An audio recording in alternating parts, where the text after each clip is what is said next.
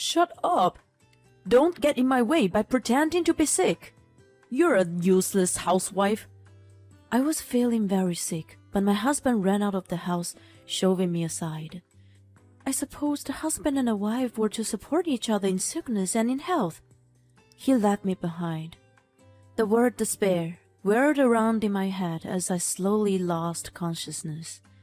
Then, someone unexpectedly came to my rescue.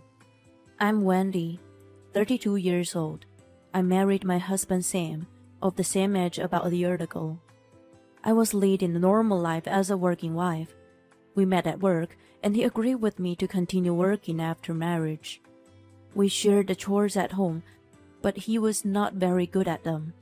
I gave him only simple things to do in the end. He didn't show any reluctance and was very proactive, so I had no complaints about my marriage.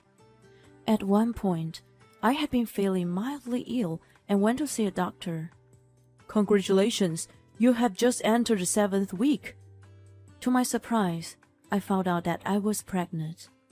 That day, Sam and I shared our joy together. I'm going to be a dad. It doesn't feel real. That's how it is in the beginning. It will grow little by little. We were filled with excitement. I was full of hope for a happy future, but despite my expectation, reality took a different turn. Hey, where's my dinner? It's your turn to cook today. And you didn't even clean the bathtub. I'm sorry, I'm not feeling well, so I couldn't do anything today. I was in a state of intense morning sickness in the first trimester of my pregnancy, and I was barely able to breathe. I felt nauseated all day and could barely stand. I spent most of my days at home sleeping. I couldn't even go to work and kept taking sick days. Sam didn't even try to understand my suffering and didn't give me slack. No work and no chores. He thought I was just being lazy. He blatantly showed his dissatisfaction and became grumpier with me. Don't rely on me just because you're pregnant. You want me to do all the housework and go to work? How can you be a mother if you're already like that? There were times when I thought to myself how he could treat me like that. At the same time, I understood that a wife who couldn't support him properly after he came home from stressful work was nothing but an annoyance to him. I thought about going back to my parents' house until my condition settled, but I was afraid to create an intractable distance between us. I hoped that my morning sickness was temporary and that it would stop in another 2 months. Until then, I just needed to make it work. That was what I told myself, but his disdainful behavior accelerated. The morning sickness somehow subsided after a little while, but the illness persisted for a long time. I was in and out of the hospital repeatedly, and I decided to take a leave of absence from work for a while. If I pushed myself too hard and something happened to my baby, I couldn't forgive myself. I discussed it with my doctor and my work, and we made a decision. Sam wasn't so understanding though. Don't depend on me so much. It's your fault if you don't or can't work. While that may have been true, my decisions were made to protect the baby in my belly. Why did he need to blame me? I put up his unreasonable attitude. It's about the living expenses. I only get a small allowance during my leave. Can you contribute a little more from your salary? I pleaded with him. What the hell? Why do I have to pay for your portion as well? He wasn't helpful. I questioned myself if I should keep being married to him. My anxiety grew bigger and bigger like a balloon. I thought everything was going to turn out well when I got pregnant. How did it go wrong? The final straw was my mother-in-law, Anne. How are you doing, Wendy? One day I received a call from her. She had divorced her husband when Sam was in the middle school and raised him single-handedly. She was very sharp, but gentle and treated me well. You should move around a little while you're pregnant. It must be hard for my son to do the housework while working. You need to take charge of that. I felt despair being told by her. She was not a bad person for sure. She had given birth herself, and I could understand her point of view. At that time, I felt like she was telling me not to slack and do all the housework. Especially if you're taking time off work. Yes, you're right. I was planning to discuss Sam with her, but I felt completely isolated after that. She didn't seem to take into account my feelings. Let me know when you need any help. She hung up the phone after saying that, but I was still bothered by the situation. Then, a disaster fell upon me. I had been feverish and lethargic all morning. On top of that, nausea came and went intermittently. I managed to prepare Sam's breakfast in a weak state and then laid on the sofa. You don't need to show off that you're sick, he grumbled and looked at me with disdain. I laid in bed after he left for work, but my condition didn't get any better. I was unlikely to be able to cook dinner for him. I contemplated ordering in, but then I remembered that our money was tight. The living expenses Sam gave me were far from enough, and I had to take out from our savings every month. In addition, my medical expenses for the upcoming birth weren't cheap. At that rate, we would have been broke before our baby was born. I called Sam nervously. I'm really sick today. I'm sorry, but I can't make dinner. Can you pick up something on the way back? What the hell are you talking about? You're a housewife. Yeah, but if I can't move, what am I supposed to do? I'm too busy. You go and get something. Don't make me do your job. After he hung up on me, I quietly wept. Later that evening, I heard the front door closing violently. Sam had returned home. Hey, honey, dinner is... Doesn't matter. I'm going out for a drink. At that time, my whole body was burning, and I could barely stand up. I'm feeling quite sick. I need you to stay with me tonight, I begged and pleaded. He quickly shoved me aside and yelled, Shut up! Don't get in my way! You're just a useless housewife who pretends to be sick all the time. He then walked out of the house. I had no strength to go back to bed and collapsed in the doorway. Somebody, help me! I screamed desperately in my mind, but there was no one to answer me in the house all alone. Then I heard someone's voice from afar. In my fading consciousness, a familiar voice spoke to me. Stay with me! Who is this? I lost consciousness there. When I awoke, I found Anne staring at me anxiously. I was lying on the bed in the hospital. Wendy! Oh, thank God! You're awake! She happened to come over and called an ambulance when she found me collapsed at the doorway. You're safe now. Your baby is fine. I'll go get a doctor. Wiping her tears, she quickly left the room. According to the doctor, I was extremely anemic and had seasonal flu. If Anne didn't find me, the baby would have been in danger. I was feeling feverish all day, but I was surprised to learn that it was 104 degrees when I was taken to the hospital. But, Anne, why were you there? Sam told me that you were being lazy, and he wanted me to come and discipline you. He had been complaining, so she finally came to assess the situation and found me unconscious. I'm sorry. I didn't even listen to what you had to say, but gave you a lecture. There was another reason for her visit. I also wanted to thank you for this. That red cardigan looks great on you. Her birthday was last week. I had always sent her gifts on her birthday and for Mother's Day every year since I got married. I'm getting old. The cold weather feels harsher on me. I remembered she had mentioned it to me, so I sent her a cardigan. The color was a little bit bright to aid a youthful look, but the design was simple. Thank you for remembering everything I said.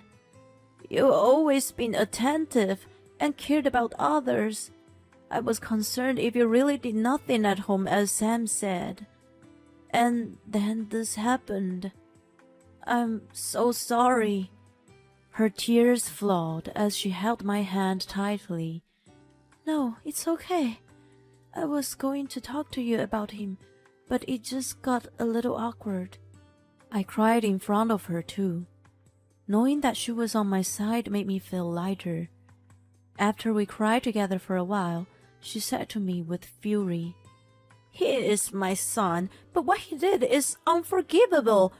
How dare he treat the mother of his child in his terrible way? Her mouth trembled with anger, and she squeezed her handkerchief tightly. So, what are you going to do about him? I told her about my plan, and she nodded her head in agreement. I'm on your side. I'll always have your back. I made up my mind to act upon it after being assured by her. After a week in the hospital, Anne accompanied me back home. I didn't hear from Sam once during my stay there. That no longer mattered anyway. When we arrived home, there was a terrible stench in the air, even though it had only been for 7 days. I felt like my nose was going to fall out. What's that smell? It smells like a wild beast lives here. Anne almost made me laugh, but I had it back. The smell was out of this world. Sam was lying on the sofa in the living room, drooling and snoring. Wake up, you idiot! He was instantly awakened from his dream by Anne's scream. He jumped off of the sofa with a pitiful yes. Oh, what? Mom? Wendy? You've been away from home for days. What have you been doing? He immediately complained to me, but Anne put him in place. Wendy was in the hospital. What's with this mess? A zoo is better than this. She was right. In just 1 week, the house had turned into a garbage dump. There was a collection of empty beer cans and food scraps in the sink. Damp hand towels and underwear were strewn about. And the floor was sticky as if some liquid had been spilled all over it. It's worse than a zoo. I wonder how you were living here, I muttered to myself, and he glared at me. Don't talk so high and mighty. You're the one who... I doubt that even a baby would make such a mess. I had no idea you were incapable of taking care of yourself. I calmly stated my mind. It was actually true. When I thought about it, I realized that I did a fair amount of cleaning and laundry. When I was at home, at least it wasn't as messy as a cage in a zoo. I had never imagined that he was a chimpanzee with no life skills. Why did you leave Wendy behind that night? He was completely overwhelmed by her pressure. Men, no matter how old they were, always seemed vulnerable to their mothers. She just sulked like a little kid and told me not to go out for drinking. You're saying that she faked her illness, even though she was so pale with the high fever? Do you have a brain? She was a relative calm person, and that was the only time I heard her scold him harshly. He remained silent, glaring at me. How dare you rat me out? I could almost hear his mind. Then he uttered in a low, growling voice, Don't get carried away. I've provided for you all this time. If it had been me in the past, I would have shrunk at his anger. I was not such a timid woman anymore, you know. Well, okay then. You don't have to support me anymore. I'm ready for that now. What do you mean? I mean, I don't need you anymore. Who in the world would want to be married to a big baby who can't do anything on his own? I was fed up with him. If it was just his outburst at me, I might have endured. Wait, no, I wouldn't have. I thought we could work it out through talks and therapies. He went out drinking while I was seriously ill. He trashed the house, unable to live as a normal adult while I was in the hospital. He scored less than 0 as a husband or a father. By the way, you said it was a drink with your friends, but I wondered what you were really doing. I gave him a death stare as I muttered. He flinched to my amusement. That's none of your business. Yes, it is her business. She has the right to know since she is your wife. Now, tell us the truth. Sam was trembling at Anne's harshness. Well, he fumbled for words. If you don't want to tell us, it's all right. You're already busted. I'll show you proof that you can neither run nor hide from. You can't possibly... At that moment, his face turned pale. Yes, you'd better come clean right away. You're not very good at this, are you? He held his head down and gave in to our insistent pursuit. I'm sorry.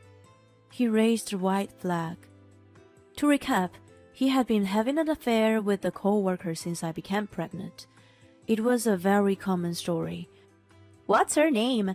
Which department does she work in? How often were you seeing her? We interrogated him with a smirk on our faces. I stopped the recording on my phone. Well done. We have a confession tape. Thank you so much for coming out clean.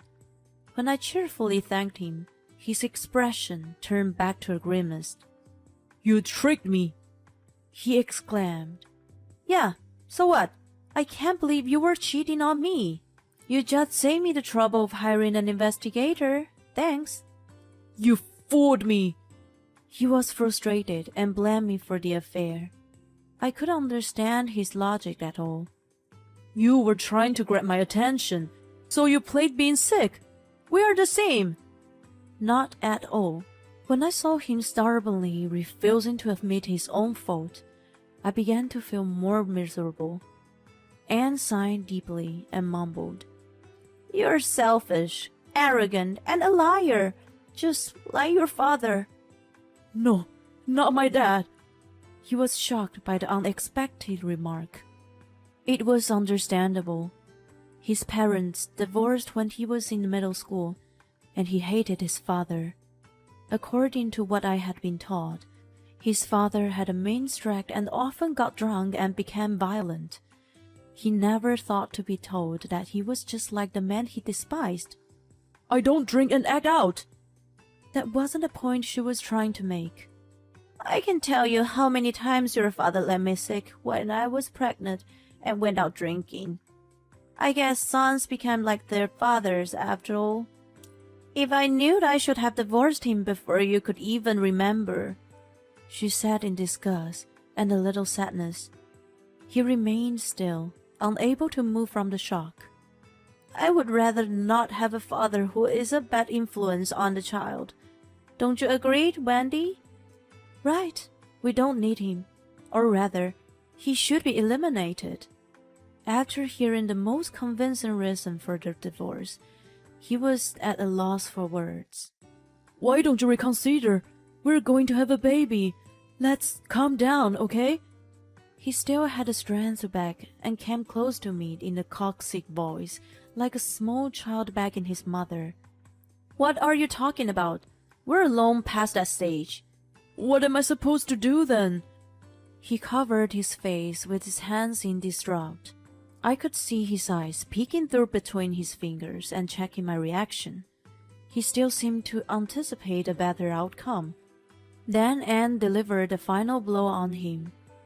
Enough! If you persist any longer, I will disown you. What do you say now, huh? What the hell, Mom? Why won't you stand by me? He finally seemed to give up at a point. Some said a woman's enemy was a woman, but in the end, a woman's friend was also a woman. She stood by me to the end. I filed for divorce in the 7th month of my pregnancy. I had never imagined that having a child was going to destroy our marriage. Maybe the child had given me a blessing in disguise. After that, I returned to my parents' house and give birth to a healthy baby boy. I hadn't informed my parents about my trouble, so when I returned with a big belly, they were taken aback. My father introduced me to a lawyer who helped me negotiate the divorce. I was able to get alimony that took into account the amount of emotional and financial pain and suffering. I also met the adulteress and gave her a monthful till I was satisfied. After the divorce was finalized, Sam visited me several times, asking to meet his son. I still haven't received my child support payment. When I got sarcastic with him, he responded with an incoherent argument. You don't need that. We are a family, and the best thing for us is to be together. He made no sense at all. You scored below 0 as a husband. At least fulfill your duty as a father to your child. If you don't, you are good for nothing like your father. He laughed in desperation, as if he had been hit over the head with a sledgehammer. He must have a loathsome image of his father in his memory. Rumor had it that he had resigned from his job. He complained to his colleagues about our divorce that it wasn't his fault, and it backfired. He seriously believed that he did nothing wrong. He told them exactly what he said and did to me, which disgusted everyone. At the same time, rumors of his affair with a colleague spread. No one felt sorry for him. He was seen as a scumbag in the company. He became isolated, and it was too uncomfortable for him to keep working there. He was a typical delusional man. I was afraid that he might have kept the illusion of us getting back together. Of course, I had no intention of doing so. Oh, Andy, I heard you are going back to work soon. Are you feeling better? Yes, I'm much better now. I have to work for him. That's right. You're a strong mother. I don't tell Sam about it, but I sometimes take my son to see Anne. I'm not your family now that you're divorced. Don't worry about visiting me. She used to feel bad for me. You saved not only mine, but his life too. Now she holds her grandson happily in her arms. As you are an experienced single mother, please give me guidance. Of course. From now on, we're going to be sisters in arms. Or fellow detectives who have driven a villain to confession. We have become more like best friends now. Well, this kind of relationship isn't so bad. Sometimes I feel uneasy though. You're just like your father. Her words stay with me. I wonder if one day my son will become just like Sam. Will there be a time when I think like father, like son? There's no point in worrying about the future. I will teach him right from wrong. I will tell him the importance of kindness and compassion. My son will be my son, no matter what. Nothing more, nothing less. As a mother, I will risk my life to raise him. The sunlight softly shines through the cold winter sky. I feel like it's cheering me on.